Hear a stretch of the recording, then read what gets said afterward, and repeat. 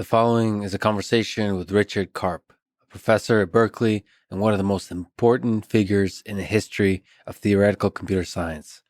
In 1985, he received the Turing Award for his research in the theory of algorithms, including the development of the Edmonds-Karp algorithm for solving the max flow problem on networks, Hopcroft-Karp algorithm for finding maximum cardinality matchings in bipartite graphs, and his landmark paper in complexity theory called Reducibility among Combinatorial Problems, in which he proved 21 problems to be NP-complete.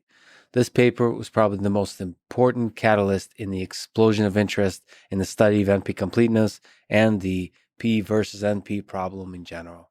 Quick summary of the ads. 2 sponsors, 8 Sleep Mattress and Cash App. Please consider supporting this podcast by going to 8sleep.com/Lex and downloading Cash App and using code LEXPODCAST. Click the links, buy the stuff. It really is the best way to support this podcast. If you enjoy this thing, subscribe on YouTube, review it with 5 stars on Apple Podcasts, support it on Patreon, or connect with me on Twitter at Lex Friedman. As usual, I'll do a few minutes of ads now and never any ads in the middle that can break the flow of the conversation. This show is sponsored by 8 Sleep and its Pod Pro mattress that you can check out at 8sleep.com/Lex to get $200 off. It controls temperature with an app. It can cool down to as low as 55 degrees on each side of the bed separately. Research shows that temperature has a big impact on the quality of our sleep. Anecdotally, it's been a game changer for me. I love it. It's been a couple of weeks now. I've just been really enjoying it, both in the fact that I'm getting better sleep and that it's a smart mattress, essentially. I kind of imagine this being the early days of artificial intelligence being a part of every aspect of our lives, and certainly infusing AI in one of the most important aspects of life, which is sleep, I think has a lot of potential for being beneficial. The Pod Pro is packed with sensors that track heart rate variability, and respiratory rate, showing it all in their app. The app's health metrics are amazing, but the cooling alone is honestly worth the money. I don't always sleep, but when I do, I choose the 8 Sleep Pod Pro mattress. Check it out at 8sleep.com/Lex to get $200 off. And remember, just visiting the site and considering the purchase helps convince the folks at 8 Sleep that this silly old podcast is worth sponsoring in the future. This show is also presented by the great and powerful Cash App, the #1 finance app in the App Store. When you get it, use code LEXPODCAST. Cash App lets you send money to friends, buy Bitcoin, and invest in the stock market with as little as $1. It's one of the best designed interfaces of an app that I've ever used. To me, good design is when everything is easy and natural. Bad design is when the app gets in the way, either because it's buggy or because it tries too hard to be helpful. I'm looking at you, Clippy, from Microsoft, even though I love you. Anyway, there's a big part of my brain and heart that loves to design things and also to appreciate great design by others. So again, if you get Cash App from the App Store or Google Play and use the code LEXPODCAST, you get $10. And Cash App will also donate $10 to FIRST, an organization that is helping to advance robotics and STEM education for young people around the world. And now, here's my conversation with Richard Karp.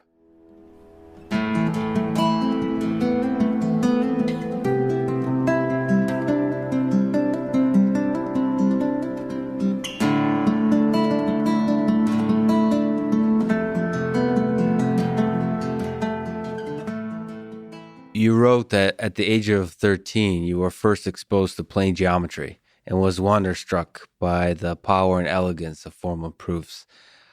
Are there problems, proofs, properties, ideas in plane geometry that from that time that you remember being mesmerized by or just enjoying to go through to prove various aspects? So Michael Rabin told me this story about an experience he had when he was a young student who was tossed out of his classroom for bad behavior and was wandering through the corridors of his school and came upon 2 older students who were studying the problem of finding the shortest distance between 2 non-overlapping circles. And Michael thought about it and said, you take the straight line between the two centers, and the segment between the two circles is the shortest, because a straight line is the shortest distance between the two centers. And any other line connecting the circles would be on a longer line. And I thought, and he thought, and I agreed that this was just elegant. The pure reasoning could come up with such a result. Certainly, the shortest distance from the two centers of the circles is a straight line. Could you once again say what's the next step in that proof? Well, any segment joining the two circles, if you extend it by taking the radius on each side, you get a segment with a path with three edges, which connects the two centers. And this has to be at least as long as the shortest path, which is the straight line. The straight line, yeah. Wow, that's quite simple. So what is it about that elegance that you just find compelling? Well, just that you could establish a fact about geometry beyond dispute by pure reasoning. I also enjoyed the challenge of solving puzzles in plane geometry. It was much more fun than the earlier mathematics courses, which were mostly about arithmetic operations and manipulating them. Was there something about geometry itself, the slightly visual component of it that you can visualize? Yes, absolutely. Although I lacked three-dimensional vision. I wasn't very good at three-dimensional vision. You mean being able to visualize three-dimensional objects? Three-dimensional objects or surfaces, hyperplanes, and so on. So there I didn't have an intuition, but for example, the fact that the sum of the angles of a triangle is 180 degrees is proved convincingly, and it comes as a surprise that can be done. Why is that surprising? Well, it is a surprising idea, I suppose. Why is that proved difficult? It's not. That's the point. It's so easy, and yet it's so convincing. Do you remember what is the proof that it adds up to 180? You start at a corner and draw a line parallel to the opposite side. And that line sort of trisects the angle between the other two sides. And you get a half plane which has to add up to 180 degrees.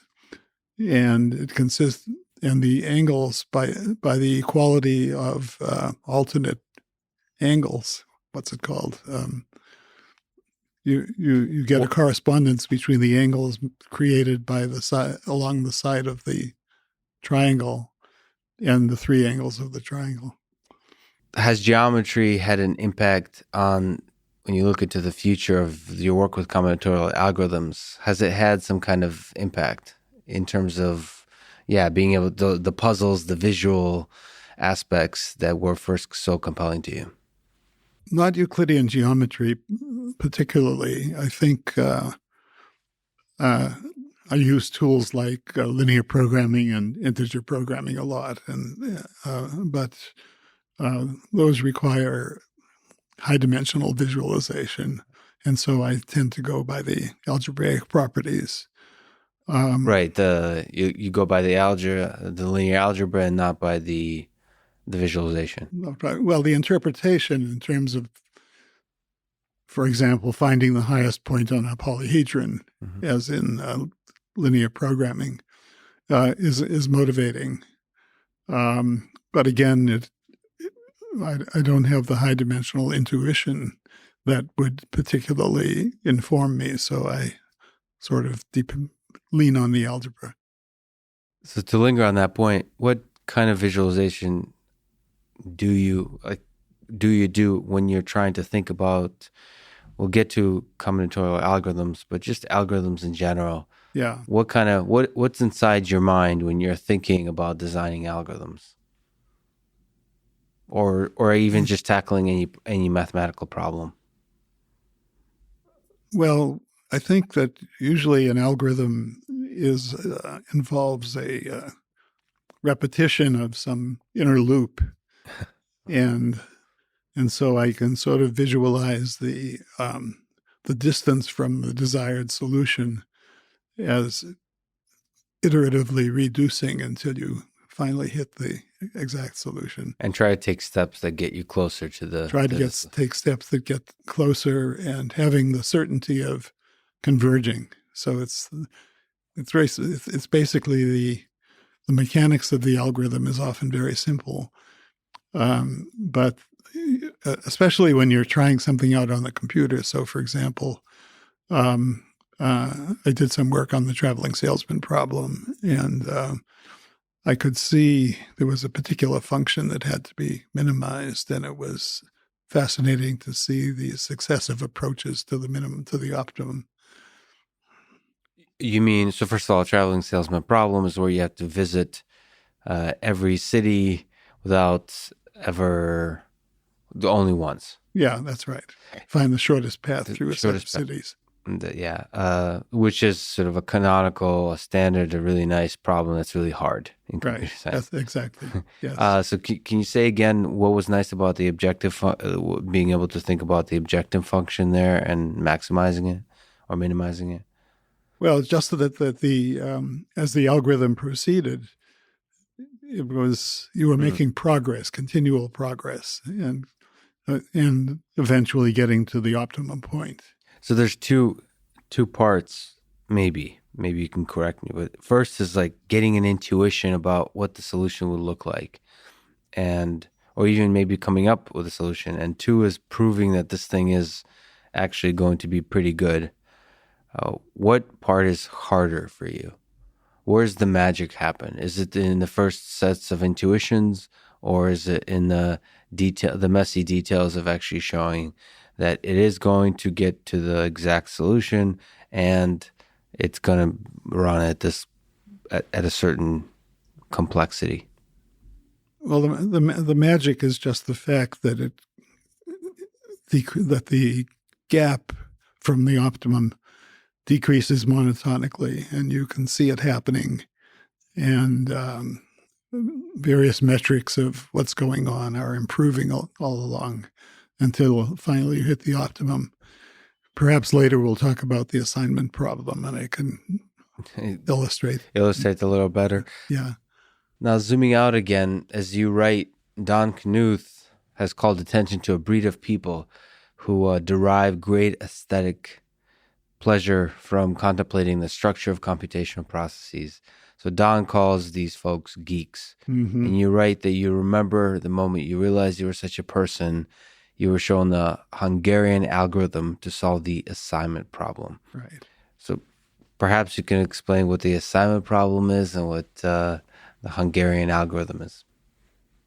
So in the assignment problem, you have n boys and n girls, and you are given the desirability of or the cost of matching the ith boy with the jth girl for all I and j. You're given a matrix of numbers, and you want to find the one-to-one matching of the boys with the girls such that the sum of the associated costs will be minimized. So the best way to match the boys with the girls or men with jobs or any two sets. Any possible matching is possible? Or all one-to-one correspondences are permissible. If there is a connection that is not allowed, then you can think of it as having an infinite cost. I see, yeah. Right. So what you do is to depend on the observation that the identity of the optimal assignment, or as we call it, the optimal permutation, is not changed if you subtract a constant from any row or column of the matrix. You can see that the comparison between the different assignments is not changed by that. Because if you decrease a particular row, all the elements of a row by some constant, all solutions decrease by the cost of that, by an amount equal to that constant. So the idea of the algorithm is to start with a matrix of non-negative numbers and keep subtracting from rows or entire columns in such a way that you subtract the same constant from all the elements of that row or column, while maintaining the property that all the elements are non-negative. Simple. Yeah. And so what you have to do is find small moves which will decrease the total cost while subtracting constants from rows or columns. And there's a particular way of doing that by computing a kind of shortest path through the elements in the matrix. And you just keep going in this way until you finally get a full permutation of zeros while the matrix is non-negative, and then you know that has to be the cheapest. Is that as simple as it sounds? So the shortest path to the matrix part. Yeah, the simplicity lies in how you find I oversimplified slightly. What you will end up subtracting a constant from some rows or columns and adding the same constant back to other rows and columns, so as not to reduce any of the zero elements. You leave them unchanged, but each individual step modifies several rows and columns by the same amount, but overall decreases the cost. So there's something about that elegance that made you go, aha, this is a beautiful, like it's amazing that something like this, something so simple can solve a problem like this. Yeah, it's really cool. If I had mechanical ability, I would probably like to do woodworking or other activities where you sort of shape something into something beautiful and orderly. And there's something about the orderly, systematic nature of that iterative algorithm that is pleasing to me. So what do you think about this idea of geeks, as Don Knuth calls them? What do you think of, is it something specific to a mindset that allows you to discover the elegance in computational processes, or is this all of us? Can all of us discover this beauty? Or were you born this way? I think so. I always like to play with numbers. I used to amuse myself by multiplying 4-digit decimal numbers in my head and putting myself to sleep by starting with 1 and doubling the number as long as I could go, and testing my memory, my ability to retain the information.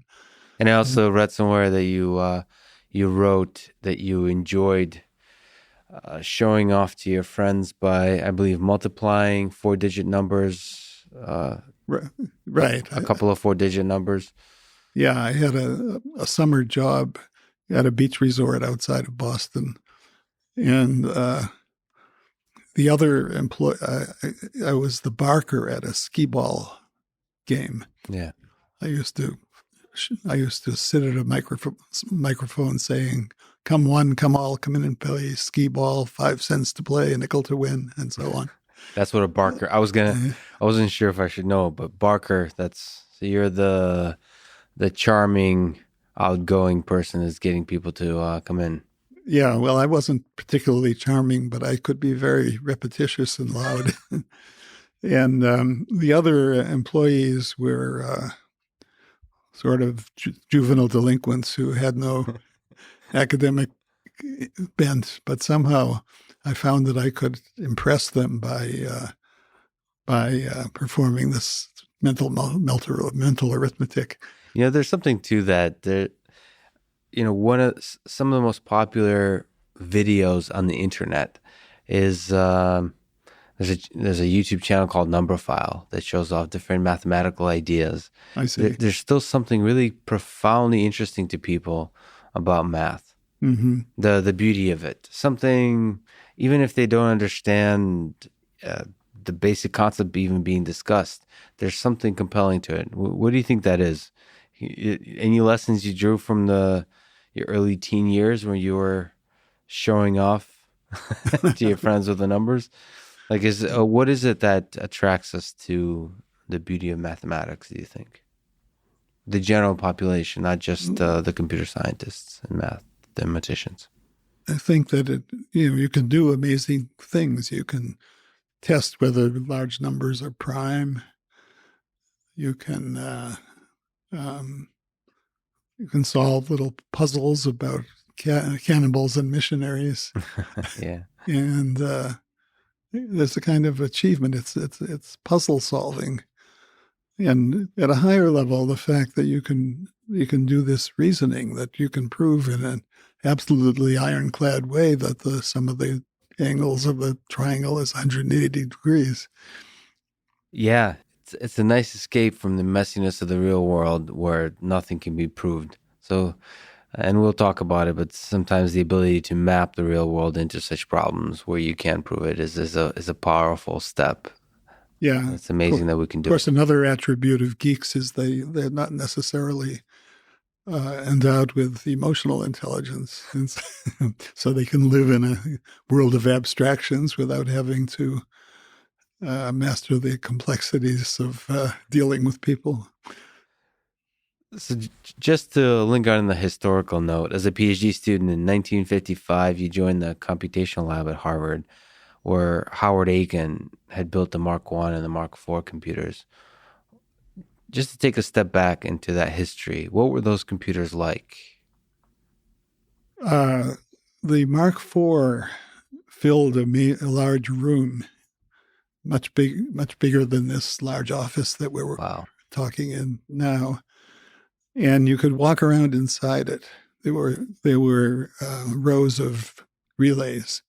You could just walk around the interior, and the machine would sometimes fail because of bugs, which literally meant flying creatures landing on the switches.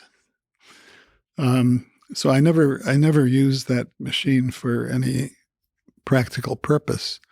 The lab eventually acquired one of the earlier commercial computers. This is already in the 60s. No, in the mid-50s. In the mid-50s? Or late 50s. There was already commercial computers in the... Yeah, we had a Univac, Univac with 2,000 words of storage. Wow. And so you had to work hard to allocate the memory properly. Also, the access time from one word to another depended on the number of the particular words. And so there was an art to sort of arranging the storage allocation to make fetching data rapid. Were you attracted to this actual physical world implementation of mathematics? So it's a mathematical machine that's actually doing the math physically. No, not at all. I think I was attracted to the underlying algorithms. So, but did you draw any inspiration? So, could you have imagined, like, what did you imagine was the future of these giant computers? Could you have imagined that 60 years later would have billions of these computers all over the world? I couldn't imagine that, but there was a sense in the laboratory that this was the wave of the future. In fact, my mother influenced me. She told me that data processing was going to be really big and I should get into it. She's a smart woman. Yeah, she was a smart woman. And there was just a feeling that this was going to change the world. But I didn't think of it in terms of personal computing. I had no anticipation that we would be walking around with computers in our pockets or anything like that.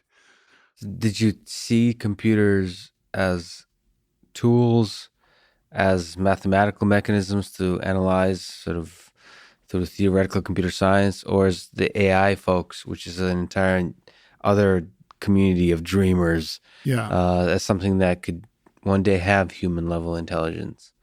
Well, AI wasn't very much on my radar. I did read Turing's paper about the Turing Test, computing and intelligence. The Turing Test.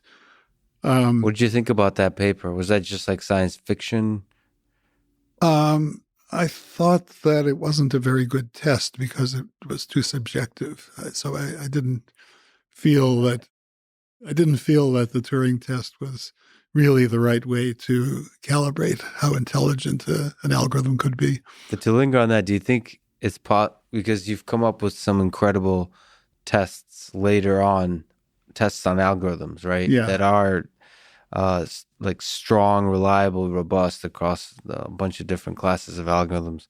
But returning to this emotional mess that is intelligence, do you think it's possible to come up with a test that's as ironclad as some of the computational complexity work? Well, I think the greater question is whether it's possible to achieve human level intelligence.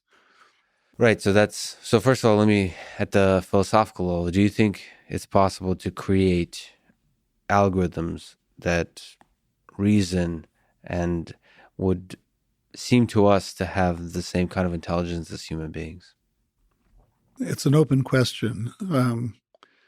It seems to me that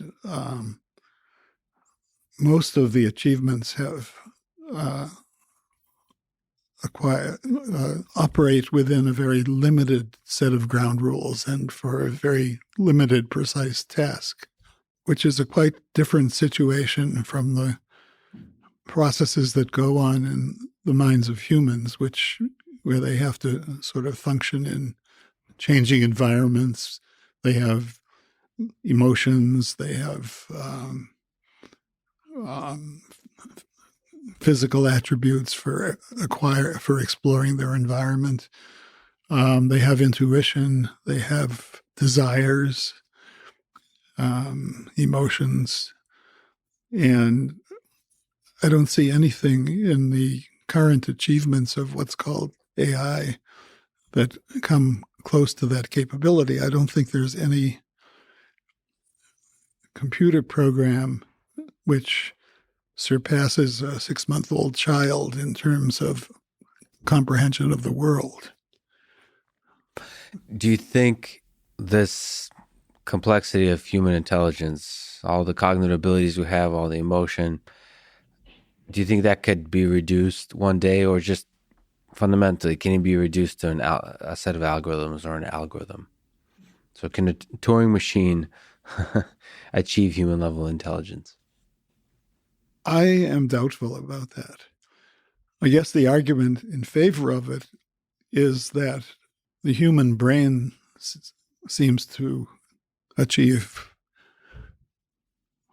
what we call intelligence, cognitive abilities of different kinds. And if you buy the premise that the human brain is just an enormous interconnected set of switches, so to speak, then in principle you should be able to diagnose what that interconnection structure is like, characterize the individual switches, and build a simulation outside. But while that may be true in principle, that cannot be the way we're eventually going to tackle this problem. It's, that does not seem like a feasible way to go about it. So there is, however, an existence proof that if you believe that the brain is just a network of neurons operating by rules, I guess you could say that that's an existence proof of the ability to build the capabilities of a mechanism. But it would be almost impossible to acquire the information unless we got enough insight into the operation of the brain. But there's so much mystery there. Do you think, well, what do you make of consciousness, for example? There's something, as an example of something we completely have no clue about.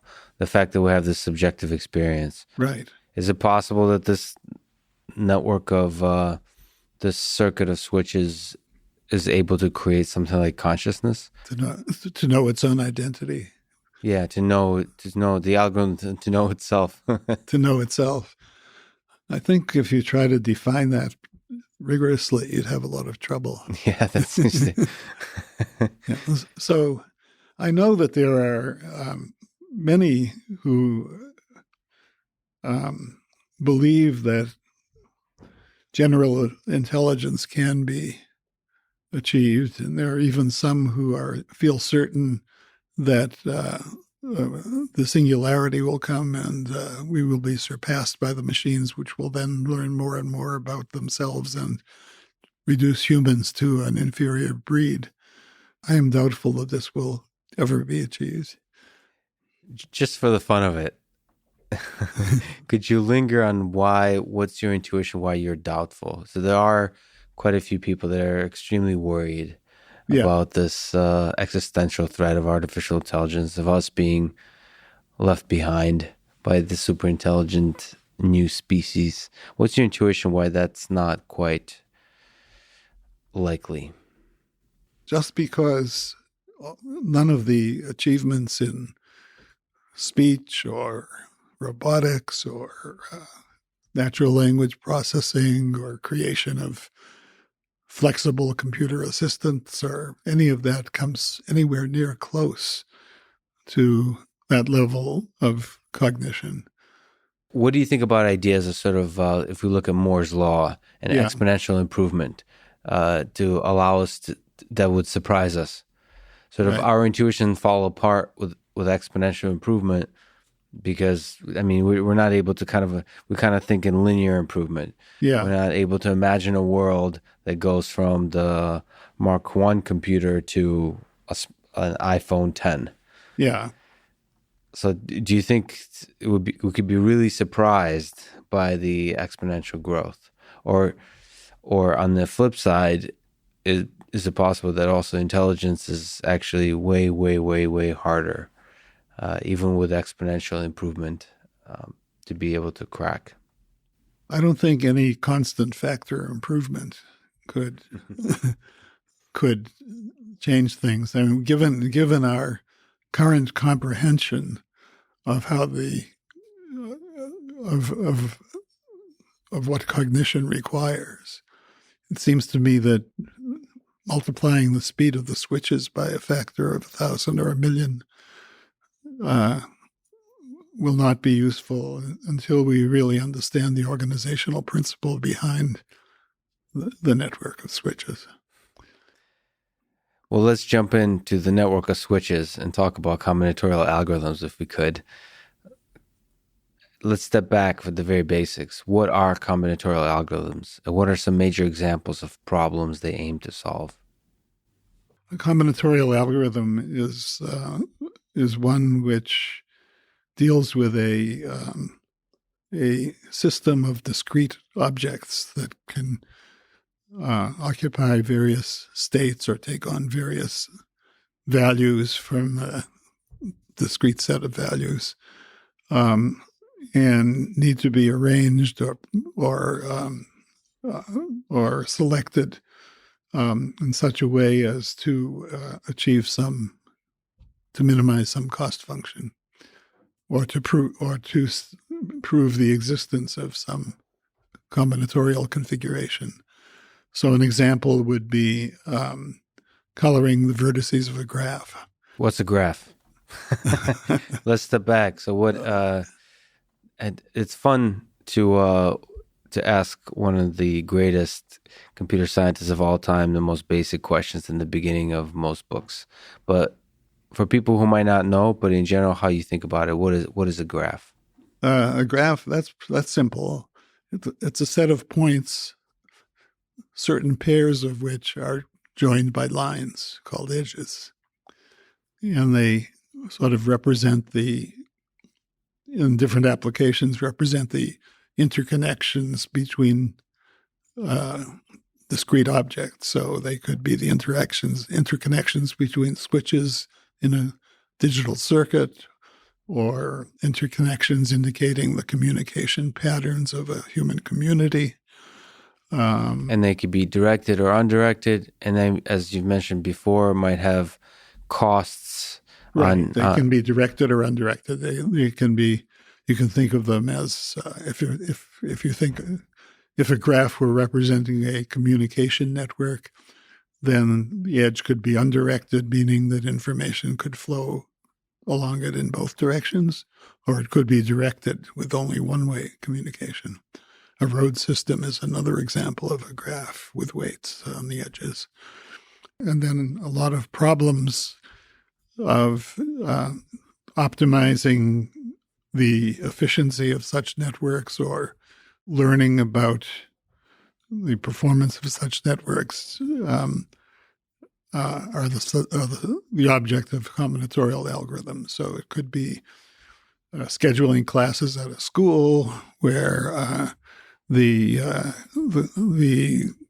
vertices, the nodes of the network, are the individual classes, and the edges indicate the constraints, which say that certain classes cannot take place at the same time, or certain teachers are available only for certain classes, etc.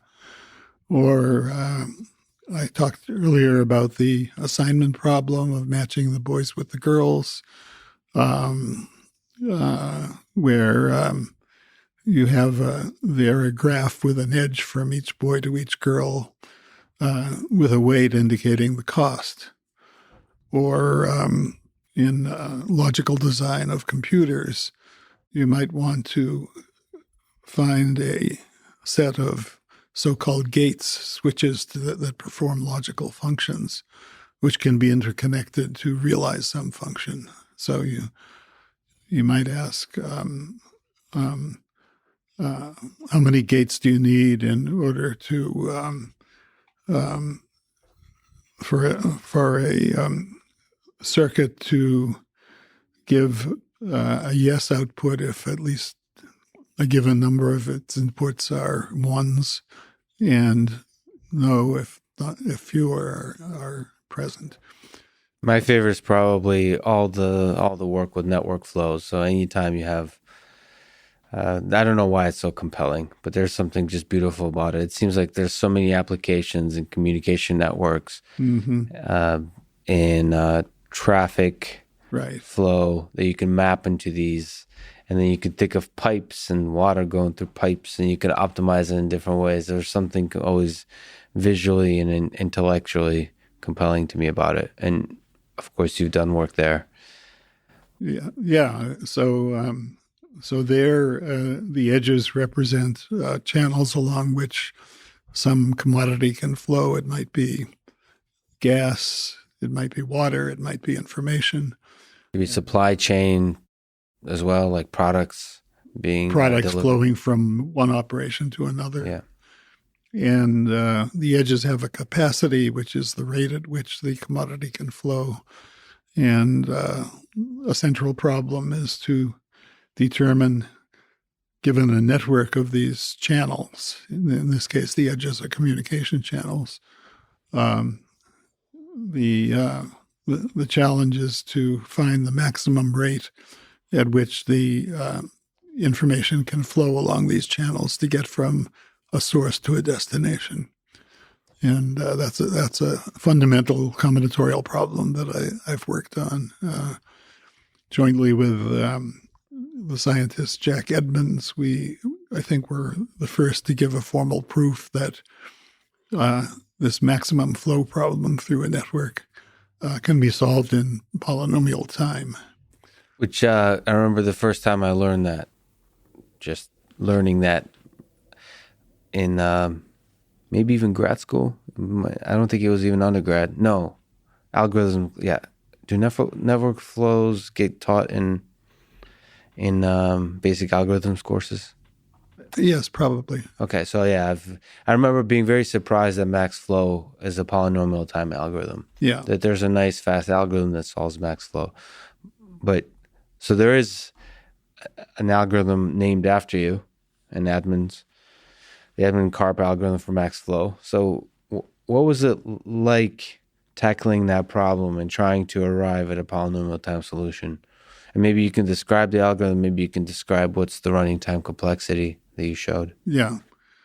Well, first of all, what is a polynomial time algorithm? Yeah. Perhaps we could discuss that. So yeah, let's actually just that's what is algorithmic complexity? What are the major classes of algorithm complexity? So we in a problem like the assignment problem or scheduling schools or any of these applications, you have a set of input data, which might, for example, be a set of vertices connected by edges with you're given for each edge the capacity of the edge. And you have algorithms which are, think of them as computer programs with operations such as addition, subtraction, multiplication, division, comparison of numbers, and so on. And you're trying to construct an algorithm based on those operations, which will determine in a minimum number of computational steps the answer to the problem. In this case, the computational step is one of those operations, and the answer to the problem is, let's say, the configuration of the network that carries the maximum amount of flow. And an algorithm is said to run in polynomial time if, as a function of the size of the input, the number of vertices, the number of edges, and so on, the number of basic computational steps grows only as some fixed power of that size. A linear algorithm would execute a number of steps linearly proportional to the size. Quadratic algorithm would be steps proportional to the square of the size, and so on. And algorithms whose running time is bounded by some fixed power of the size are called polynomial algorithms.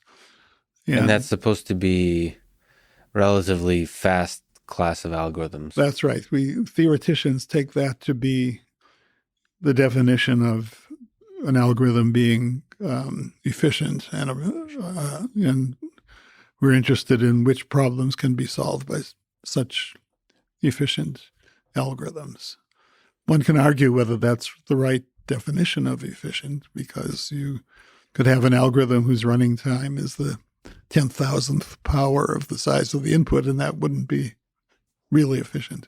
But and in practice, it's oftentimes reducing from an n squared algorithm to an n log n or linear time is practically the jump that you want to make to allow a real world system to solve a problem. Yeah, that's also true, because especially as we get very large networks, the size can be in the millions, and then anything above n log n, where n is the size, would be too much for practical solution. Okay, so that's polynomial time algorithms. What other classes of algorithms are there? So that usually they designate polynomials as the letter P. Yeah. There's also NP, NP-complete, and NP-hard. Yeah. So can you try to disentangle those by trying to define them simply? Right. So a polynomial time algorithm is one whose running time is bounded by a polynomial and the size of the input. There's the class of such algorithms is called P. In the worst case, by the way, we should say, right? Yeah. So for every case of the right. problem. And that's very important, that in this theory, when we measure the complexity of an algorithm, we really measure the the growth of the number of steps in the worst case. So you may have an algorithm that runs very rapidly in most cases, but if there's any case where it gets into a very long computation, that would increase the computational complexity by this measure.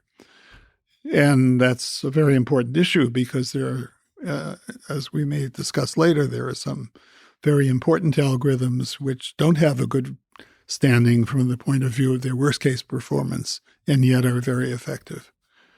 So theoreticians are interested in P, the class of problems solvable in polynomial time. Then there's NP, which is the class of problems which may be hard to solve, but where when confronted with a solution, you can check it in polynomial time. Let me give you an example there. So if we look at the assignment problem, so you have n boys, you have n girls, you have the number of numbers that you need to write down to specify the problem instances n squared. And the question is how many steps are needed to solve it. And Jack Edmonds and I were the first to show that it could be done in time n cubed. Earlier algorithms required n to the fourth. So as a polynomial function of the size of the input, this is a fast algorithm. Now, to illustrate the class NP, the question is how long would it take to verify that a solution is optimal? So, for example, if the input was a graph, we might want to find the largest clique in the graph, or a clique is a set of vertices such that each vertex in the set is adjacent to each of the others. So the clique is a complete subgraph. Yeah, so if it's a Facebook social network, everybody's friends with everybody else. It's a close clique of friends. Oh, that would be what's called a complete graph. It would be. No, I mean within that clique. Within that clique, yeah. They're all friends. So a complete graph is when everybody is friendly. As everybody is friends with everybody. Yeah. So the problem might be to determine whether in a given graph there exists a clique of a certain size. Well, that turns out to be a very hard problem. But But if somebody hands you a clique and asks you to check whether it is hands you a set of vertices and asks you to check whether it's a clique, you could do that simply by exhaustively looking at all of the edges between the vertices in the clique and verifying that they're all there. And that's a polynomial time algorithm. And that's a polynomial. So the problem of finding the clique appears to be extremely hard, but the problem of verifying a clique to see if it reaches a target number of vertices is easy to solve, is easy to verify. So finding the clique is hard. Checking it is easy. Problems of that nature are called non-deterministic polynomial time algorithms, and that's the class NP. And what about NP-complete and NP-hard? Okay. Let's talk about problems where you're getting a yes or no answer rather than a numerical value. So either there is a perfect matching of the boys with the girls, or there isn't. It's clear that every problem in P is also in NP. If you can solve the problem exactly, then you can certainly verify the solution. On the other hand, there are problems in the class NP. This is the class of problems that are easy to check, although they may be hard to solve. It's not at all clear that problems in NP lie in P. So, for example, if we're looking at scheduling classes at a school, the fact that you can verify when handed a schedule for the school whether it meets all the requirements, that doesn't mean that you can find the schedule rapidly. So intuitively, NP, non-deterministic polynomial, checking rather than finding, is going to be harder than, is going to include, is easier. Checking is easier, and therefore the class of problems that can be checked appears to be much larger than the class of problems that can be solved. And then you keep adding appears to and sort of these additional words that designate that we don't know for sure yet. We don't know for sure. So the theoretical question, which is considered to be the most central problem in theoretical computer science, or at least computational complexity theory, combinatorial algorithm theory. The question is whether P is equal to NP. If P were equal to NP, it would be amazing. It would mean that every problem where a solution can be rapidly checked can actually be solved in polynomial time. We don't really believe that's true. If you're scheduling classes at a school, we expect that if somebody hands you a satisfying schedule, you can verify that it works. That doesn't mean that you should be able to find such a schedule. So intuitively, NP encompasses a lot more problems than P. So can we take a small tangent and break apart that intuition? So do you, first of all, think that the biggest sort of open problem in computer science, maybe mathematics, is whether P equals NP? Do you think P equals NP, or do you think P is not equal to NP? If you had to bet all your money on it. I would bet that P is unequal to NP, simply because there are problems that have been around for centuries and have been studied intensively in mathematics, and even more so in the last 50 years since the P versus NP was stated. And no polynomial time algorithms have been found for these easy-to-check problems. So one example is a problem that goes back to the mathematician Gauss, who was interested in factoring large numbers. So we know what a number is prime if it cannot be written as the product of two or more numbers unequal to 1. So if we can factor a number like 91, it's 7 times 13. But if I give you 20-digit or 30-digit numbers, you're probably going to be at a loss to have any idea whether they can be factored. So the problem of factoring very large numbers does not appear to have an efficient solution. But once you have found the factors,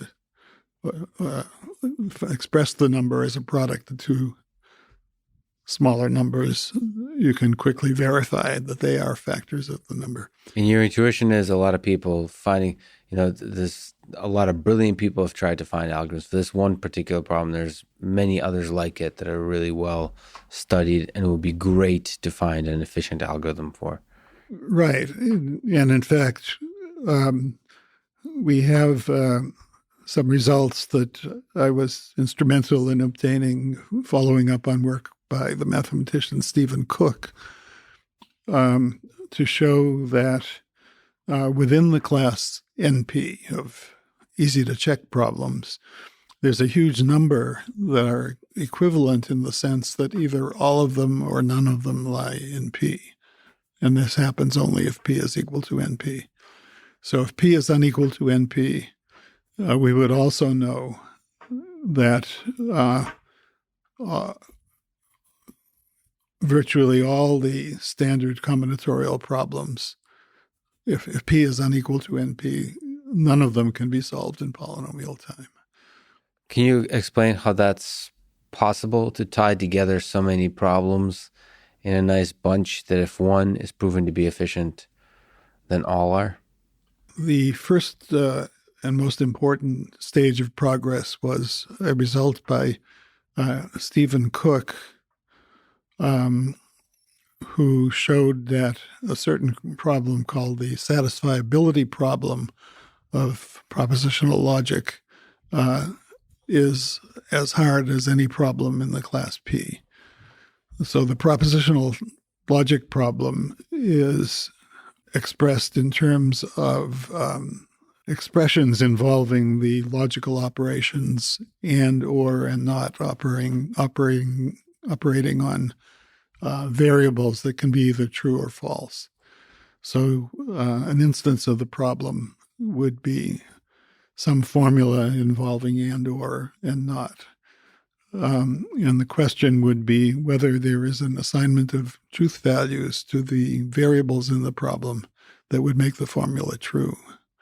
So, for example, if I take the formula A or B and A or not B and not A or B and not A or not B, and take the conjunction of all four of those so-called expressions, you can determine that no assignment of truth values to the variables A and B will allow that conjunction of what are called clauses to be true. So that's an example of a formula in propositional logic involving expressions based on the operations and or and not. That's an example of a problem which is not satisfiable. There is no solution that satisfies all of those constraints. And that's like one of the cleanest and fundamental problems in computer science. It's Right. like a nice statement of a really hard problem. It's a nice statement of a really hard problem. And what Cook showed is that every problem in NP can be re-expressed as an instance of the satisfiability problem. So to do that, he used the observation that a very simple abstract machine called the Turing machine can be used to describe any algorithm. An algorithm for any realistic computer can be translated into an equivalent algorithm on one of these Turing machines, which are extremely simple. So a Turing machine, there's a tape, and you can you have walk along that data tape on a tape, and you have basic instructions, a finite list of instructions which say if you're reading a particular symbol on the tape and you're in a particular state, then you can move to a different state and change the state of the number or the element that you were looking at, the cell of the tape that you were looking at. And that was like a metaphor and a mathematical construct that Turing put together to represent all possible computation. All possible computation. Now, one of these so-called Turing machines is too simple to be useful in practice. But for theoretical purposes, we can depend on the fact that an algorithm for any computer can be translated into one that would run on a Turing machine. Right. And then using that fact, he could sort of describe any possible non-deterministic polynomial time algorithm, any algorithm for a problem in NP could be expressed as a sequence of moves of the Turing machine described in terms of reading a symbol on the tape while you're in a given state and moving to a new state and leaving behind a new symbol. And given that the fact that any non-deterministic polynomial time algorithm can be described by a list of such instructions, you could translate the problem into the language of the satisfiability problem. Is that amazing to you, by the way, if you take yourself back when you were first thinking about this space of problems? How amazing is that? It's astonishing. When you look at Cook's proof, it's not too difficult to sort of figure out why this is so, but the implications are staggering. It tells us that this, of all the problems in NP, all the problems where solutions are easy to check, they can all be rewritten in terms of the satisfiability problem. Yeah, it's in adding so much more weight to the P equals NP question, because all it takes is to show that one. That's right. One algorithm in this class. So the P versus NP can be re-expressed as simply asking whether the satisfiability problem of propositional logic is solvable in polynomial time. But there's more. I encountered Cook's paper when he published it in a conference in 1971.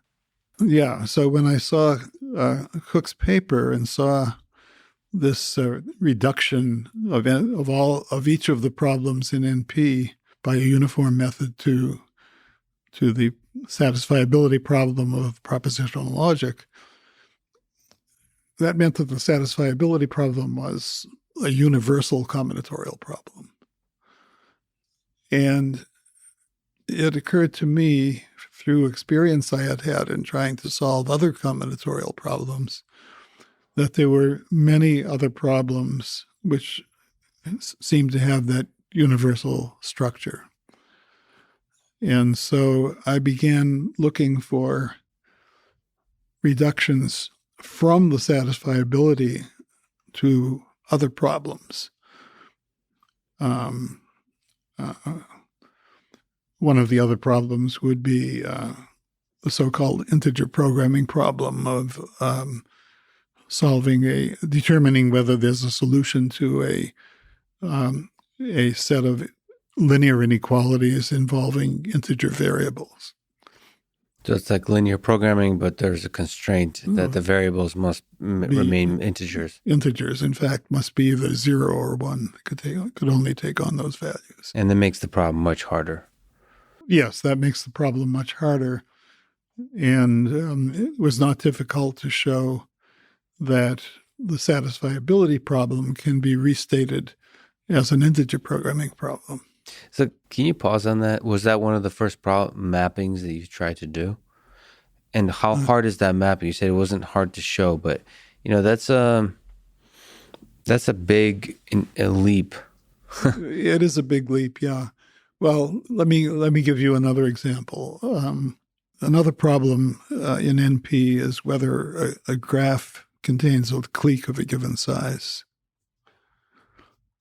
And now the question is, can we reduce the propositional logic problem to the problem of whether there's a clique of a certain size?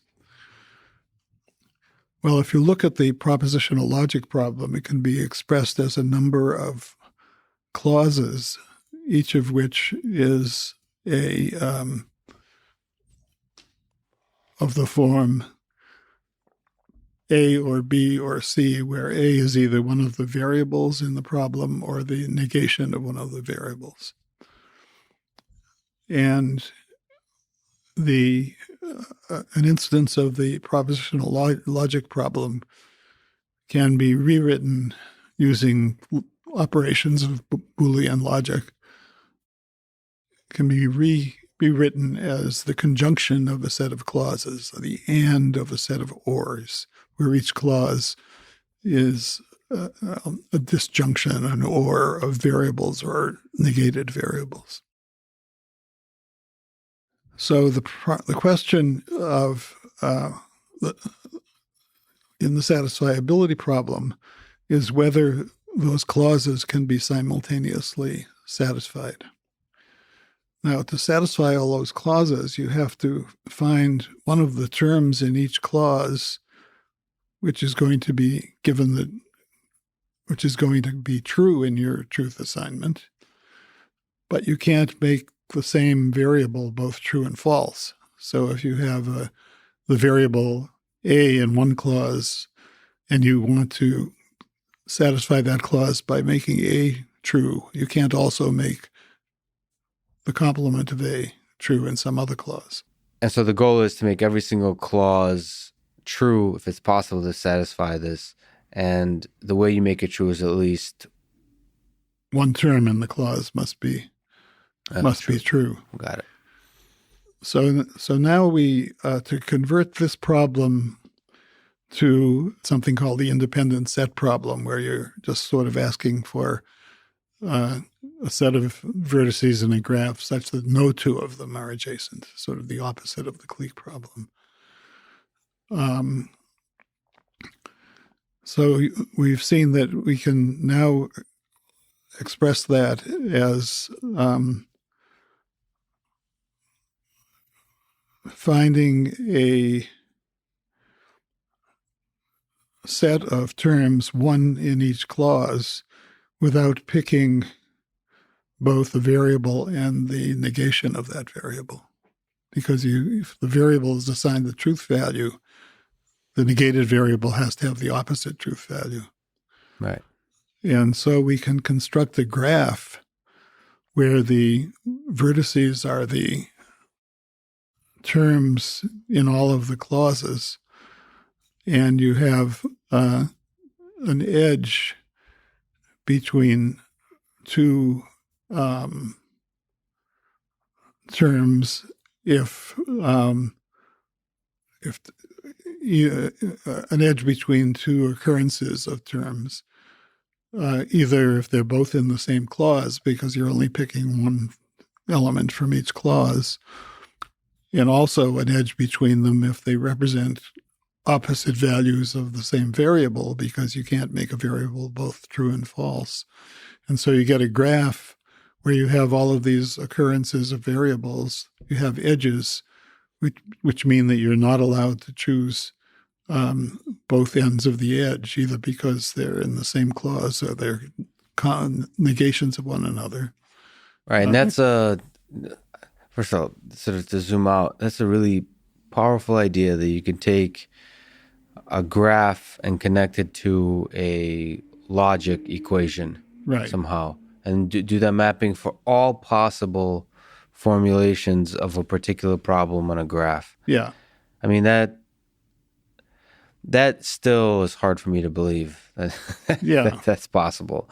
That there, like, what do you make of that there's such a union there's such a friendship among all these problems across that somehow are akin to combinatorial algorithms, that they're all somehow related. Yeah. I know it can be proven.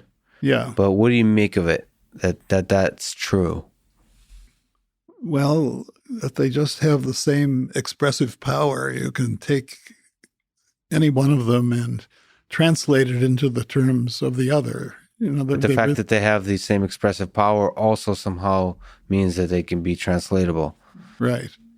And what I did in the 1971 paper was to take 21 fundamental problems, the commonly occurring problems of packing, covering, matching, and so forth, lying in the class NP, and show that the satisfiability problem can be re-expressed as any of those, that any of those have the same expressive power. So, and that was like throwing down the gauntlet of saying there's probably many more problems like this. Right. But that's just saying that, look, that they're all the same. They're all the same, but not exactly. They're all the same in terms of whether they are rich enough to express any of the others. But that doesn't mean that they have the same computational complexity. But what we can say is that either all of these problems or none of them are solvable in polynomial time. Yeah, so where does NP-completeness and NP-hard as classes fit in? That's just a small technicality. So when we're talking about decision problems, that means that the answer is just yes or no. There is a clique of size 15 or there's not a clique of size 15. On the other hand, an optimization problem would be asking, find the largest clique, the answer would not be yes or no, it would be 15. So when you're asking for when you're putting a valuation on the different solutions and you're asking for the one with the highest valuation, that's an optimization problem. And there's a very close affinity between the two kinds of problems. But the counterpart of being the hardest decision problem, the hardest yes-no problem, the counterpart of that is to minimize or maximize an objective function. And so a problem that's hardest in the class, when viewed in terms of optimization, those are called NP-hard rather than NP-complete. And NP-complete is for decision problems. And NP-complete is for decision problems. So if somebody shows that P equals NP, what do you think that proof will look like? If you were to put on your sort of, if it's possible to show that as a proof or to demonstrate an algorithm?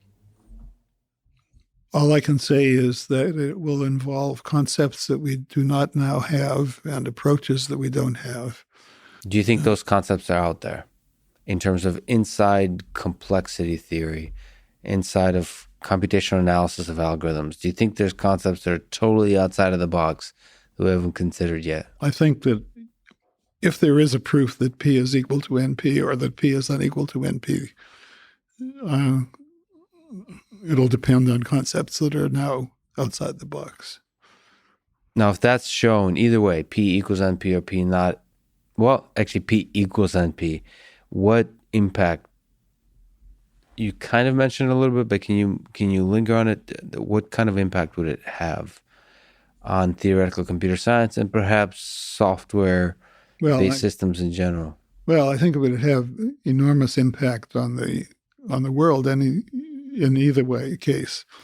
If P is unequal to NP, which is what we expect, then we know that that for the great majority of the combinatorial problems that come up, since they're known to be NP-complete, we're not going to be able to solve them by efficient algorithms. However, there's a little bit of hope in that it may be that we can solve most instances. All we know is that if a problem is not in P, then it can't be solved efficiently on all instances. But basically it will, if we find that P is unequal to NP, it will mean that we can't expect always to get the optimal solutions to these problems. And we have to depend on heuristics that perhaps work most of the time or give us good approximate solutions, but not. So we would turn our eye towards the heuristics with a little bit more acceptance and comfort on our hearts. Exactly. Okay, so let me ask a romanticized question.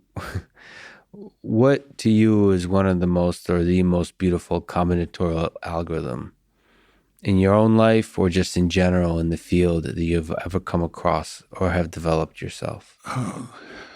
I like the stable matching problem or the stable marriage problem very much. What's the stable matching problem? Yeah. Imagine that you want to marry off N boys with N girls. And each boy has an ordered list of his preferences among the girls, his first choice, his second choice, through her nth choice. And each girl also has an ordering of the boys, his first choice, second choice, and so on. And we'll say that a one-to-one matching of the boys with the girls is stable if there are no two couples in the matching such that the boy in the first couple prefers the girl in the second couple to her mate, and she prefers the boy to her current mate. In other words, if the matching is stable, if there is no pair who want to run away with each other, leaving their partners behind. Gotcha. Yeah. Actually, this is relevant to matching residents with hospitals and some other real-life problems, although not quite in the form that I described. So it turns out that for any set of preferences, a stable matching exists.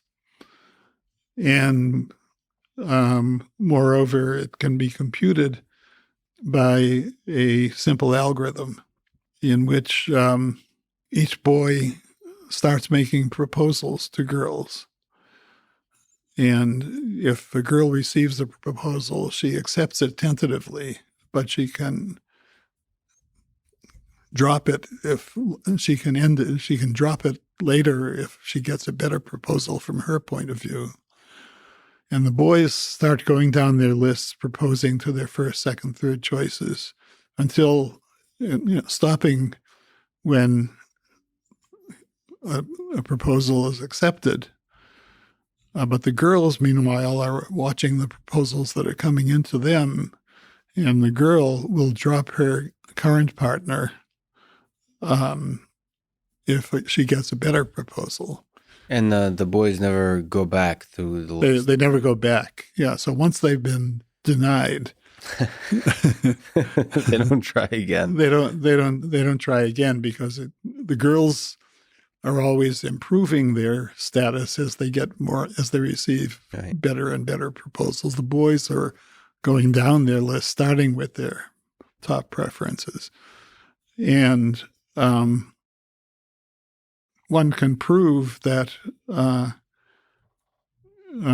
the process will come to an end where everybody will get matched with somebody, and you won't have any pair that want to abscond from each other. Do you find the proof or the algorithm itself beautiful, or is it the fact that with the simplicity of just the two marching? I mean, the simplicity of the underlying rule of the algorithm, is that the beautiful part? Both, I would say. And you also have the observation that you might ask, who is better off, the boys who are doing the proposing or the girls who are reacting to proposals? And it turns out that it's the boys who are doing the best.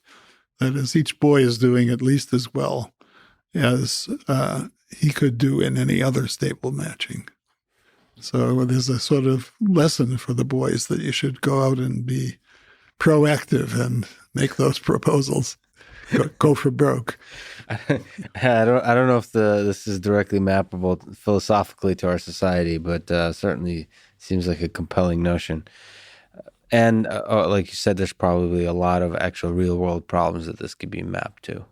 Yeah, well, you get complications. For example, what happens when a husband and wife want to be assigned to the same hospital? So you have to take those constraints into account, and then the problem becomes NP hard. Or why is it a problem for the husband and wife to be assigned to the same hospital? No, it's desirable. So desirable, or at least go to the same city. So you can't if you're assigning residents to hospitals. And then you have some preferences for the husband and the wife for the hospitals. The residents have their own preferences. Residents, both male and female, have their own preferences. The hospitals have their preferences. But if resident A, the boy, is going to Philadelphia, then you'd like his wife also to be assigned to a hospital in Philadelphia. So, which step makes it a NP hard problem that you mentioned? The fact that you have this additional constraint, that it's not just the preferences of individuals, but the fact that the two partners to a marriage have to be assigned to the same place. I'm being a little dense. The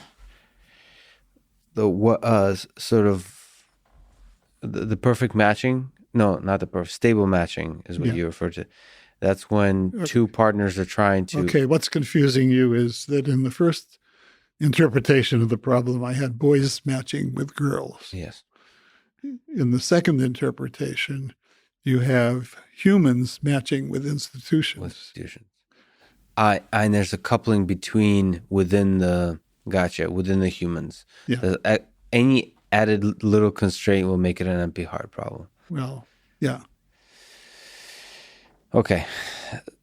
By the way, the algorithm you mentioned was one of yours or no? No, that was due to Gale and Shapley.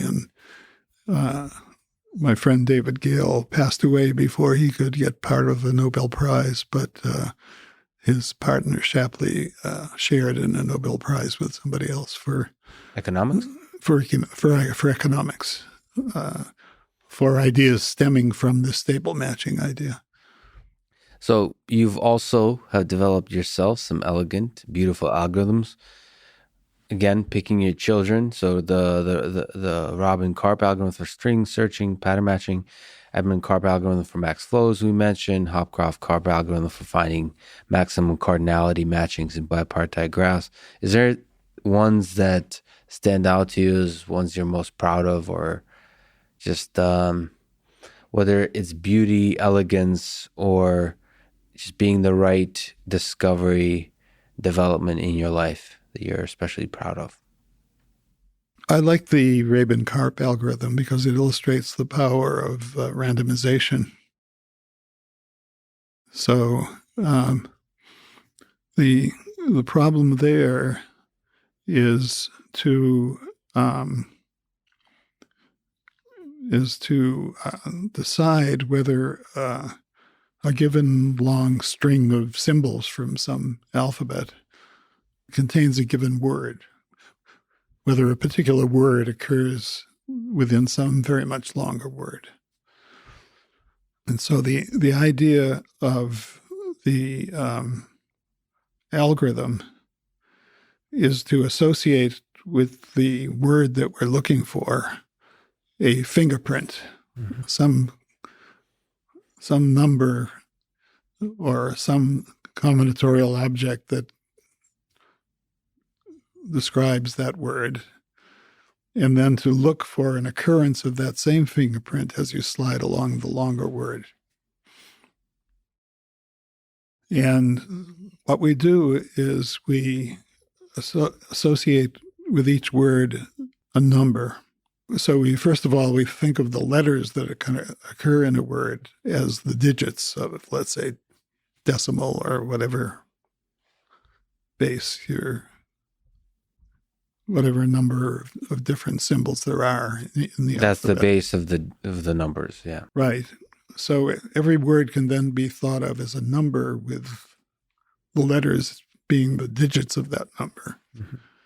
And then we pick a random prime number in a certain range, and we take that word viewed as a number and take the remainder on dividing that number by the prime. So coming up with a nice hash function. It's a kind of hash function. Yeah.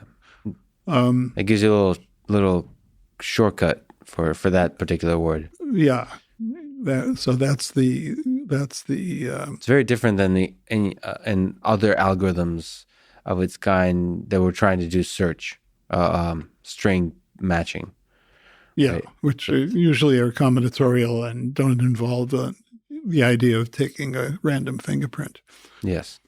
And doing the fingerprinting has two advantages. One is that as we slide along the long word, digit by digit, we keep a window of a certain size, the size of the word we're looking for, and we compute the fingerprint of every stretch of that length.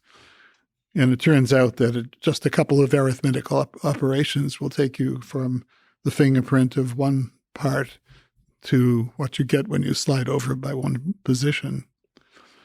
So the computation of all the fingerprints is simple. And secondly, it's unlikely, if the prime is chosen randomly from a certain range, that you will get two of the segments in question having the same fingerprint. Right. And so there's a small probability of error, which can be checked after the fact, and also the ease of doing the computation because you're working with these fingerprints, which are remainders modulo some big prime. So that's the magical thing about randomized algorithms, is that if you add a little bit of randomness, it somehow allows you to take a pretty naive approach, a simple-looking approach, and allow it to run extremely well. So can you maybe take a step back and say, like, what is a randomized algorithm, this category of algorithms? Well, it's just the ability to draw a random number from such from some range, or to associate a random number with some object, or to draw at random from some set. So another example is very simple. If we're conducting a presidential election and we would like to pick the winner, in principle, we could draw a random sample of all of the voters in the country. And if it was of substantial size, say a few thousand, then the most popular candidate in that group would be very likely to be the correct choice that would come out of counting all the millions of votes. Now, of course, we can't do this because, first of all, everybody has to feel that his or her vote counted. And secondly, we can't really do a purely random sample from that population. And I guess thirdly, there could be a tie, in which case we wouldn't have a significant difference between two candidates.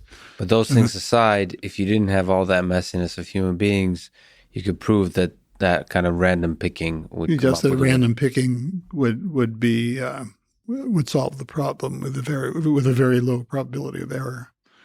Another example is testing whether a number is prime. So if I want to test whether 17 is prime, I could pick any number between 1 and 17 and raise it to the 16th power modulo 17, and you should get back the original number.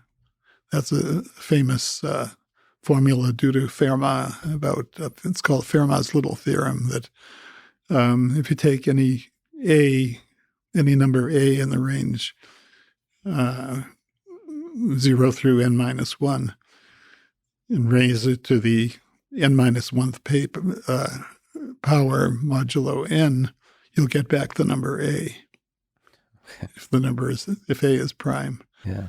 So if you don't get back the number a, that's a proof that a number is not prime.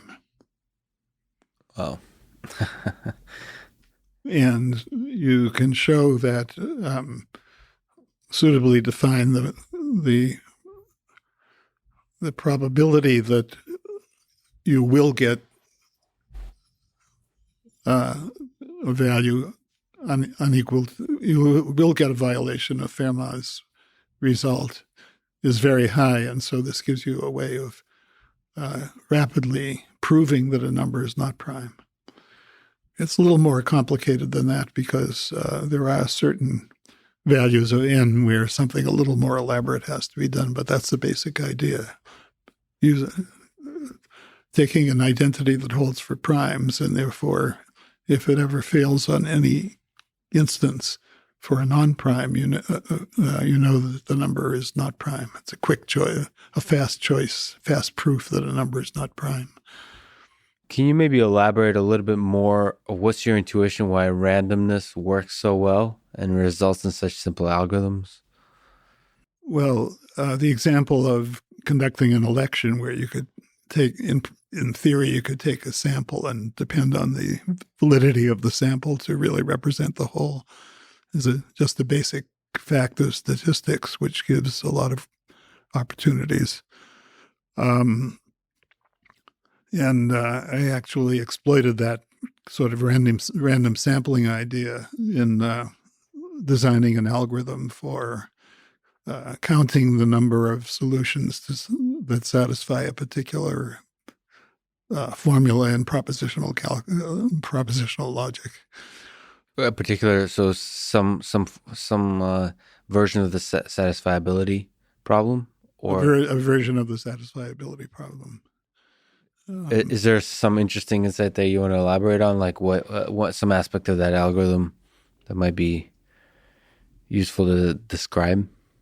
So you have a collection of formulas, and you want to count the number of solutions that satisfy at least one of the formulas.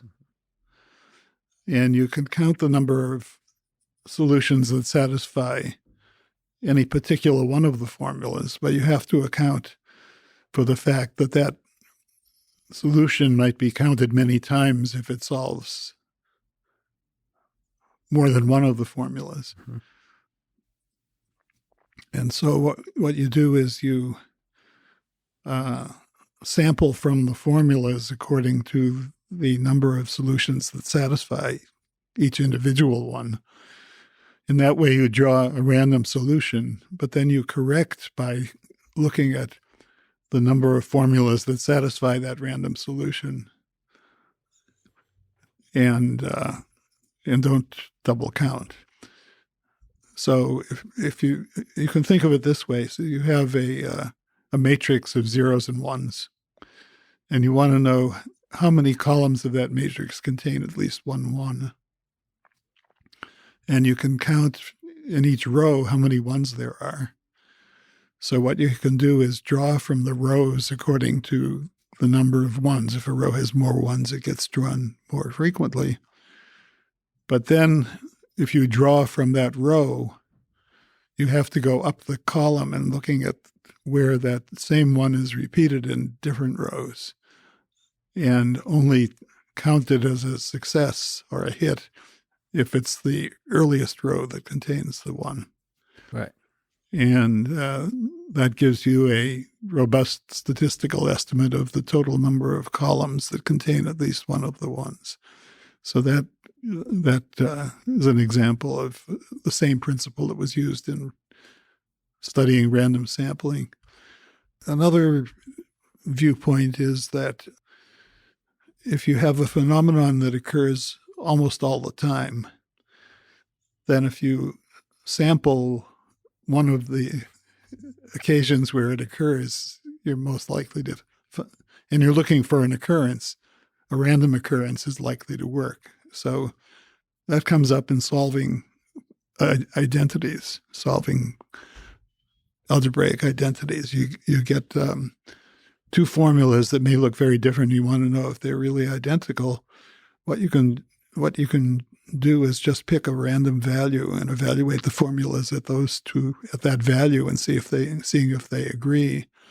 And you depend on the fact that if the formulas are distinct, then they're going to disagree a lot. And so therefore a random choice will exhibit the disagreement. If there are many ways for the two to disagree, and you only need to find one disagreement, then random choice is likely to yield it. And in general, so we've just talked about randomized algorithms, but we can look at the probabilistic analysis of algorithms. And that gives us an opportunity to step back. And as we said, everything we've been talking about is worst case analysis. Right. Could you maybe comment on the usefulness and the power of worst case analysis versus best case analysis, average case, probabilistic? How do we think about the future of theoretical computer science in the kind of analysis we do of algorithms? Does worst case analysis still have an important place, or do we want to try to move forward towards kind of average case analysis? Yeah. And what are the challenges there? So if worst case analysis shows that an algorithm is always good, that's fine. If worst case analysis is used to show that the problem that the solution is not always good, then you have to step back and do something else to ask, how often will you get a good solution? That's just to pause on that for a second. That's so beautifully put, because I think we tend to judge algorithms. We throw them in the trash the moment their worst case is shown to be bad. Right, and that's unfortunate. I think a good example is going back to the satisfiability problem. There are very powerful programs called SAT solvers, which in practice fairly reliably solve instances with many millions of variables that arise in digital design or in proving programs correct and other applications. And so in many application areas, even though satisfiability, as we've already discussed, is NP-complete, the SAT solvers will work so well that the people in that discipline tend to think of satisfiability as an easy problem. So, in other words, just for some reason that we don't entirely understand, the instances that people formulate in designing digital circuits or other applications are such that satisfiability is not hard to check. And even searching for a satisfying solution can be done efficiently in practice. And there are many examples. For example, we talked about the traveling salesman problem. So just to refresh our memories, the problem is you've got a set of cities, you have pairwise distances between cities, and you want to find a tour through all the cities that minimizes the total cost of all the edges traversed, all the trips between cities. The problem is NP hard, but people using integer programming codes together with some other mathematical tricks can solve geometric instances of the problem where the cities are, let's say, points in the plane, and get optimal solutions to problems with tens of thousands of cities. Actually, it'll take a few computer months to solve a problem of that size, but for problems of size 1,000 or 2, it'll rapidly get optimal solutions, provably optimal solutions, even though, again, we know that it's unlikely that the traveling salesman problem can be solved in polynomial time. Are there methodologies, like rigorous systematic methodologies for, you said in practice. In practice, this algorithm runs pretty good. Are there systematic ways of saying, in practice, this runs pretty good? So in other words, average case analysis. Or you've also mentioned that average case kind of requires you to understand what the typical cases, typical instances, and that might be really difficult. That's very difficult. So after I did my original work on showing all these problems to be NP-complete, I looked around for a way to shed some positive light on combinatorial algorithms. And what I tried to do was to study problems, behavior on the average or with high probability. But I had to make some assumptions about what's the probability space, what's the sample space, what do we mean by typical problems? That's very hard to say. So I took the easy way out and made some very simplistic assumptions. So I assumed, for example, that if we were generating a graph with a certain number of vertices and edges, then we would generate the graph by simply choosing one edge at a time at random until we got the right number of edges. That's a particular model of random graphs that has been studied mathematically a lot. And within that model, I could prove all kinds of wonderful things, I and others who also worked on this. So we could show that we know exactly how many edges there have to be in order for there be a so-called Hamiltonian circuit. That's a a cycle that visits each vertex exactly once. We know that if the number of edges is a little bit more than n log n, where n is the number of vertices, then where such a cycle is very likely to exist, and we can give a heuristic that'll find it with high probability. And we got the community in which I was working got a lot of results along these lines. But the field tended to be rather lukewarm about accepting these results as meaningful because we were making such a simplistic assumption about the kinds of graphs that we would be dealing with. So we could show all kinds of wonderful things. It was a great playground. I enjoyed doing it. But after a while, I concluded that it didn't have a lot of bite in terms of the practical application. Okay. So there's too much into the world of toy problems. Yeah. Okay. But all right. But is there a way to find nice, representative, real world, impactful instances of a problem on which to demonstrate that an algorithm is good? So this is kind of like the machine learning world. That's kind of what they, at its best, tries to do, is find a data set from like the real world and show the performance. All the conferences are all focused on beating the performance on that real world data set. Is there an equivalent in complexity analysis? Not really. Don Knuth started to collect examples of graphs coming from various places. So he would have a whole zoo of different graphs that he could choose from, and he could study the performance of algorithms on different types of graphs. And but there it's really important and compelling to be able to define a class of graphs. So that the actual act of defining a class of graphs that you're interested in, it seems to be a non-trivial step if we're talking about instances that we should care about in the real world. Yeah, it's there's nothing available there that would be analogous to the training set for supervised learning, where you sort of assume that the world has given you a bunch of examples to work with. We don't really have that for problems, for combinatorial problems on graphs and networks. There's been a huge growth, a big growth of data sets available.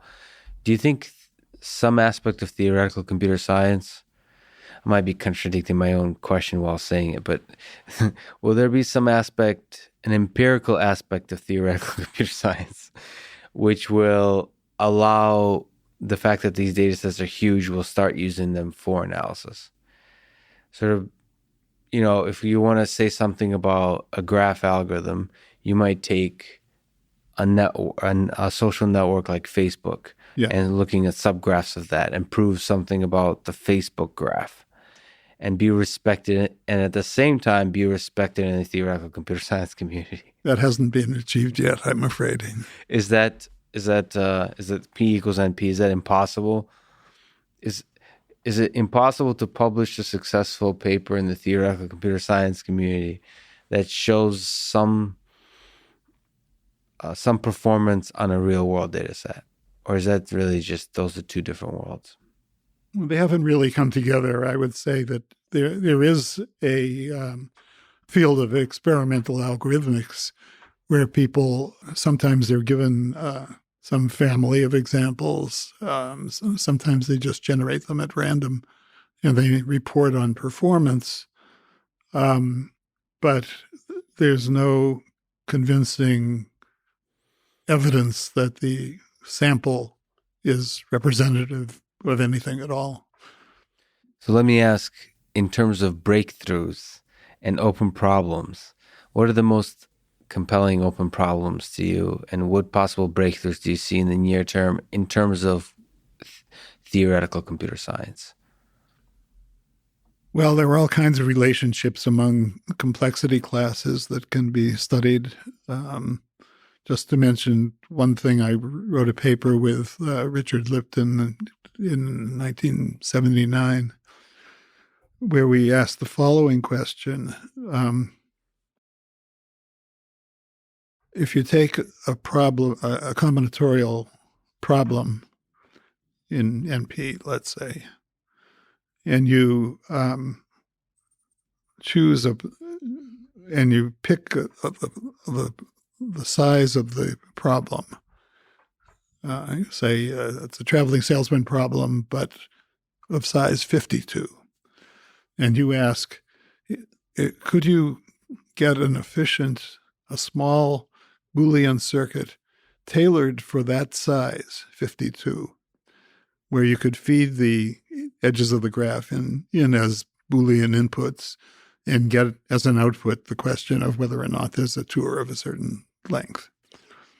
And that would, in other words, briefly, what you would say in that case is that the problem has small circuits, polynomial-sized circuits. Now, we know that if P is equal to NP, then in fact, these problems will have small circuits. But what about the converse? Could a problem have small circuits, meaning that an algorithm tailored to any particular size could work well, and yet not be a polynomial time algorithm? That is, you couldn't write it as a single uniform algorithm good for all sizes. Just to clarify, small circuits for a problem of particular size, or even further constraint, small circuit for a particular... for all the inputs of that size. Of that size. Is that a trivial problem for a particular instance of... So coming up, an automated way of coming up with a circuit, I guess that would be hard. Yeah. Yeah. But there's the existential question. Everybody talks nowadays about existential questions, existential challenges. Yeah. You could ask the question: does the Hamiltonian circuit problem have a small circuit for every size? For each size, a different small circuit. In other words, could you tailor solutions depending on the size and get polynomial size? Even if P is not equal to NP. Right. And that would be fascinating if that's true. Yeah. What we proved is that if that were possible, then something strange would happen in complexity theory. Some high-level class, which I could briefly describe, something strange would happen. So I'll take a stab at describing what I mean by this class. Let's go there. So we have to define this hierarchy in which the first level of the hierarchy is P and the second level is NP.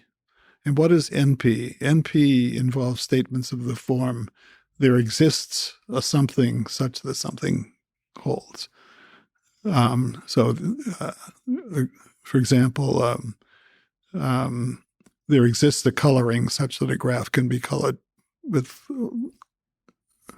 only that number of colors, or there exists a Hamiltonian circuit. That's a statement about this graph. Yeah. So the NP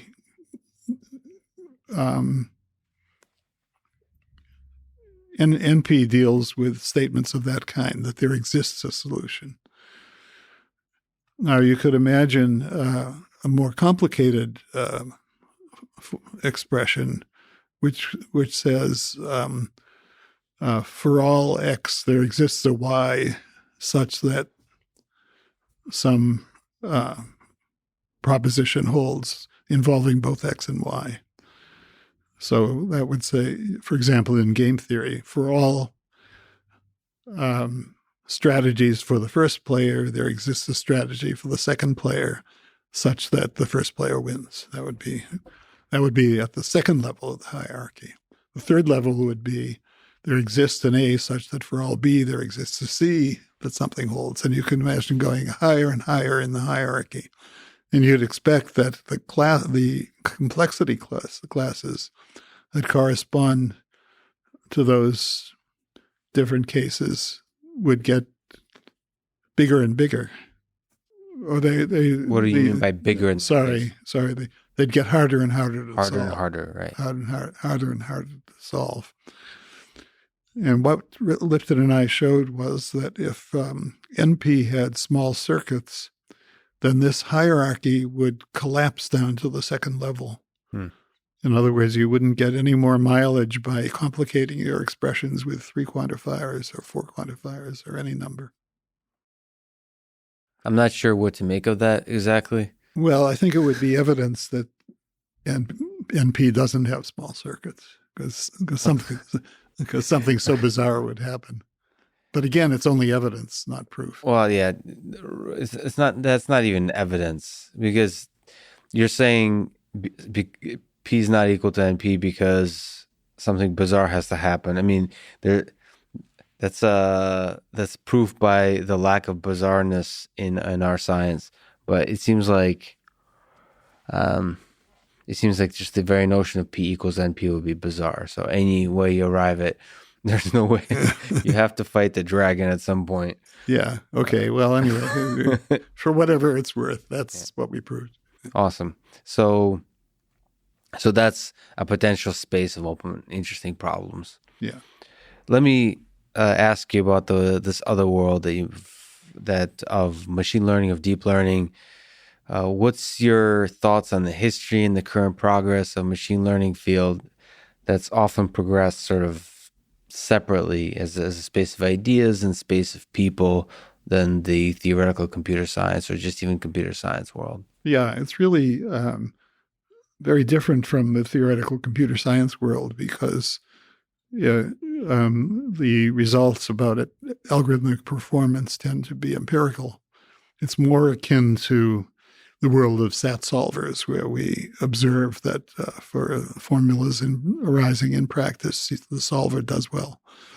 So it's of that type. We're moving into the empirical evaluation of algorithms. Now, it's clear that there have been huge successes in image processing, robotics, natural language processing, a little less so, but across the spectrum of game playing is another one. There have been great successes. And one of those effects is that it's not too hard to become a millionaire if you can get a reputation in machine learning, and there'll be all kinds of companies that will be willing to offer you the moon because they think that if they have AI at their disposal, then they can solve all kinds of problems. But there are limitations. One is that the solutions that you get from supervised learning problems through convolutional neural networks seem to perform amazingly well, even for inputs that are outside the training set. But we don't have any theoretical understanding of why that's true. Secondly, the solutions, the networks that you get are very hard to understand, and so very little insight comes out. So, yeah, they may seem to work on your training set, and you may be able to discover whether your photos occur in a different sample of inputs or not. But we don't really know what's going on. We don't know the features that distinguish the photographs or the objects are not easy to characterize. Well, it's interesting because you mentioned coming up with a small circuit to solve a particular size problem. Yeah. It seems that neural networks are kind of small circuits. In a way, yeah. But they're not programs. Sort of like the things you've designed are algorithms, programs. Right. Algorithms. Neural networks aren't able to develop algorithms to solve a problem. They are more of a function. They are algorithms. It's just that they're But sort of, well, yeah, it could be a semantic question, but there's not a algorithmic style manipulation of the input. Perhaps you could argue there is. Yeah, well, It feels a lot more like a function of the input. it's a function. It's a computable function. And that Once you seems have the network, you can simulate it on a given input and figure out the output. But what if you're trying to recognize images, then you don't know what features of the image are really being determinant of what the circuit is doing. The circuit is sort of very intricate, and it's not clear that the simple characteristics that you're looking for, the edges of the objects or whatever they may be, they're not emerging from the structure of the circuit. well, it's not clear to us humans, but it's clear to the circuit. Yeah. Well, right. I mean, it's not clear to sort of the elephant how the human brain works, but it's clear to us humans. We can explain to each other our reasoning, and that's why the cognitive science and psychology field exists. Maybe the whole thing of being explainable to humans is a little bit overrated. Oh, maybe. Yeah. I guess you could say the same thing about our brain, that when we perform acts of cognition, we have no idea how we do it, really. Sure. We do, though. I mean, at least for the visual system, the auditory system, and so on, we do get some understanding of the principles that they operate under. But for many deeper cognitive tasks, we don't have that. That's right. So let me ask. Yeah. You've also been doing work on bioinformatics.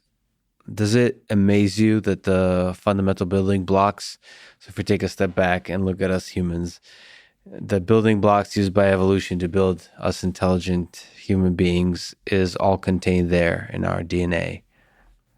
It's amazing. And what's really amazing is that we are beginning to learn how to edit DNA, which is very, very, very fascinating. This ability to take a sequence, find it in the genome, and do something to it. I mean, that's really taking our biological systems towards the worlds of algorithms. Yeah, but it raises a lot of questions. You have to distinguish between doing it on an individual or doing it on somebody's germline, which means that all of their descendants will be affected. So that's like an ethical... Yeah, so it raises very severe ethical questions. And even doing it on individuals there's a lot of hubris involved, that you can assume that knocking out a particular gene is going to be beneficial because you don't know what the side effects are going to be. So we have this wonderful new world of gene editing, which is, very, very impressive. And it could be used in agriculture. It could be used in medicine in various ways. But very serious ethical problems arise. But what are to you the most interesting places where algorithms, sort of the ethical side is an exceptionally challenging thing that I think we're going to have to tackle with all of genetic engineering. But on the algorithmic side, there's a lot of benefit that's possible. Yeah. So is there areas where you see exciting possibilities for algorithms to help model, optimize, study biological systems? Yeah, I mean, we can certainly analyze genomic data to figure out which genes are operative in the cell and under what conditions, and which proteins affect one another, which proteins physically interact. We can sequence proteins and modify them. Is there some aspect of that that's a computer science problem, or is that still fundamentally a biology problem? Well, it's a statistical big data problem for sure. So, the biological data sets are increasing. Our ability to study our ancestry, to study the tendencies towards disease, to personalize treatment according to what's in our genomes and what tendencies for disease we have, to be able to predict what troubles might come upon us in the future and anticipate them, to understand whether you, for a woman, whether her proclivity for breast cancer is so strong enough that she would want to take action to avoid it. You dedicate your 1985 Turing Award lecture to the memory of your father. Mm-hmm. What's your fondest memory of your dad?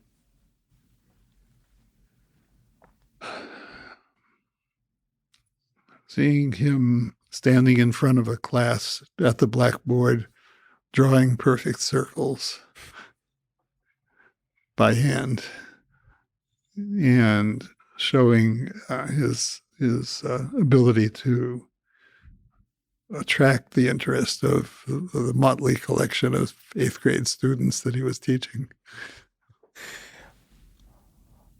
When did you get a chance to see him draw the perfect circles?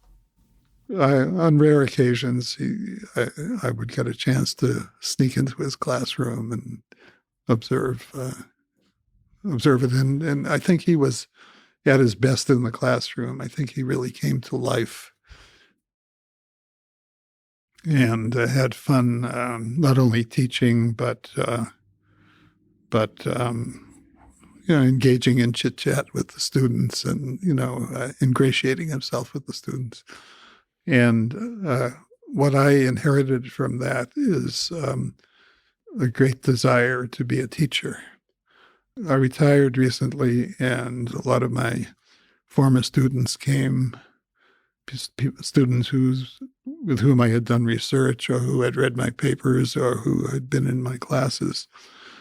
And when they talked about me, they talked not about my 1979 paper or my 1992 paper, but about what came away in my classes, and not just the details, but just the approach and the manner of teaching. And so I sort of take pride at least in my early years as a faculty member at Berkeley, I was exemplary in preparing my lectures, and I always came in prepared to the teeth and able, therefore, to deviate according to what happened in the class and to really provide a model for the students. So is there advice you could give out for others on how to be a good teacher? So preparation is one thing you've mentioned, being exceptionally well prepared. But are there other things, pieces of advice that you can impart? Well, the top 3 would be preparation, and preparation. Why is preparation so important, I guess? It's because it gives you the ease to deal with any situation that comes up in the classroom. And, if you discover that you're not getting through one way, you can do it another way. If the students have questions, you can handle the questions. So ultimately, you're also feeling the crowd, the students, of what they're struggling with, what they're picking up, just looking at them through the questions, but even just through their eyes. Yeah, and because of the preparation, you can dance. You can dance. You can say it another way or give it another angle. Are there in particular ideas and algorithms of computer science do you find were big aha moments for students where they, for some reason, once they got it, it clicked for them and they fell in love with computer science? Or is it individual? Is it different for everybody? It's different for everybody. You have to work differently with students. Some of them just don't need much influence. They're just running with what they're doing, and they just need an ear now and then. Others need a little prodding. Others need to be persuaded to collaborate among themselves rather than working alone. They have their personal ups and downs, so you have to deal with each student as a human being and bring out the best. Humans are complicated. Yeah. Perhaps a silly question. If you could relive a moment in your life outside of family because it made you truly happy, or perhaps because it changed the direction of your life in a profound way, what moment would you pick? I was kind of a lazy student as an undergraduate, and even in my first year in graduate school. And I think it was when I started doing research. I had a couple of summer jobs where I was able to contribute, and I had an idea. And then there was one particular course on mathematical methods and operations research where I just gobbled up the material and I scored 20 points higher than anybody else in the class, then came to the attention of the faculty. And it made me realize that I had some ability that I was going somewhere. You realize you're pretty good at this thing. I don't think there's a better way to end it, Richard. It was a huge honor. Thank you for decades of incredible work. Well, thank you for talking today. Thank you. It's been a great pleasure. And you're a superb interviewer. Oh, stop it. Thanks for listening to this conversation with Richard Karp. And thank you to our sponsors, 8Sleep and Cash App. Please consider supporting this podcast by going to 8sleep.com/Lex to check out their awesome mattress and downloading Cash App and using code LEX podcast. Click the links, buy the stuff, even just visiting the site, but also considering the purchase helps them know that this podcast is worth supporting in the future. It really is the best way to support this journey I'm on. If you enjoy this thing, subscribe on YouTube, review it with 5 stars on Apple Podcast, support it on Patreon, or connect with me on Twitter at Lex Friedman if you can figure out how to spell that. And now, let me leave you with some words from Isaac Asimov. I do not fear computers. I fear lack of them. Thank you for listening and hope to see you next time.